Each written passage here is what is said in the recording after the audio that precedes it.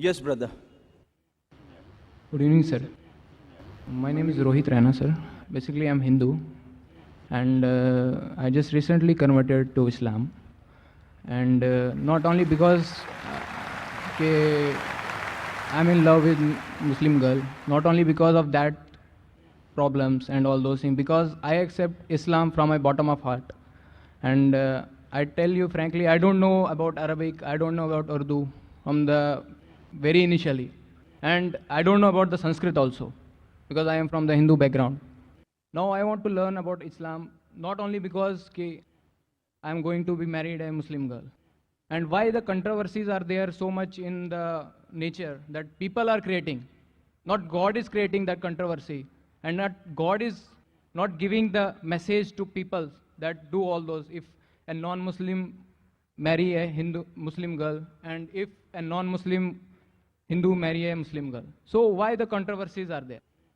And if I accept Islam, then there is no problem in their family also. So why there must be a lot of controversies? So please explain me. That's the question that Alhamdulillah accepted Islam recently, and you're in love with a Muslim girl, but that was not the main reason he accepted Islam at the bottom of the heart. He says he doesn't understand Arabic, he doesn't know Sanskrit. Whether it's not compulsory that you should know Arabic to go to Jannah. It's not compulsory. But at present I am translating English Arabic. Whether, as I said, it's not compulsory for a person to know Arabic as a language to go to Jannah. I said if you know Arabic, you can understand the Quran the best. If you don't know Arabic, read the Quran in the language you understand the best. If you know English, read the English translation of the Quran. If you know Hindi, read the Hindi translation of the Quran.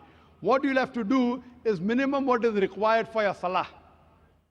Salah is one of the important pillars of Islam. What is required for Salah, that much at least you should memorize. Because when you worship Allah subhanahu wa ta'ala in your Salah, you have to say in the original word. If you translate, the translation may be wrong. So besides this, knowing is not compulsory, but read the translation of the Quran in the language you understand the best. As far as the main question is concerned, that why this controversy, you have accepted Islam, so what's the controversy? As far as the Muslims are concerned, there's no controversy. No, I am not telling about the Muslim controversy. I am telling about the Hindu controversy. Why? Why I'm saying? Because the Quran says in Surah Baqarah, chapter number 2, verse number 221, it says that do not marry an idol worshipper until he believes. A believing man, even if he's a bondsman, even if he's a slave, he is far better than an idol worshipper, even if he allows you. And the same is vice versa for the girl and for the boy. The reason is that if you have a vehicle and one tire is of the bicycle and the other of the truck, how will the vehicle run?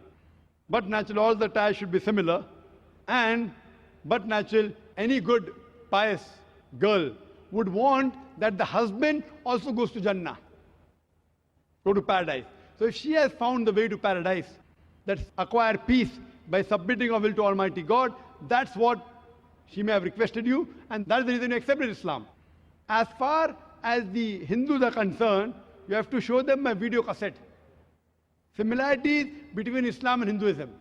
What I tell them, people talk about interfaith. I tell them, at least agree. I tell the non-Muslims. I don't believe in interfaith dialogue that Islam is the same religion as Hinduism, as Christianity, all are same. I don't agree with that. I, being a student of comparative religion, I know the differences. What I tell them, at least agree that one book is 100% the word of God. So the Christian will say, I don't mind agreeing that Bible is 100% the word of God. The Hindu will say, I don't mind believing Veda to be the word of God. The Muslim will say, I don't mind agreeing that Quran is the word of God. So I tell them that whatever is common in all these scriptures, let us agree to follow 100%. What is different, what is contradictory, we can discuss tomorrow. At least what is common, let us agree to follow 100%. And when we read these scriptures, all these scriptures say that there is only one God. All the scriptures say Almighty God has got no images. He has got no idol. He has got no statue. So let us, all of us, agree to believe and worship one God who has got no image, who has got no idol. All the scriptures, whether the Vedas, whether the Bible, whether the Quran, they say that the last and final messenger is Prophet Muhammad, peace be upon him.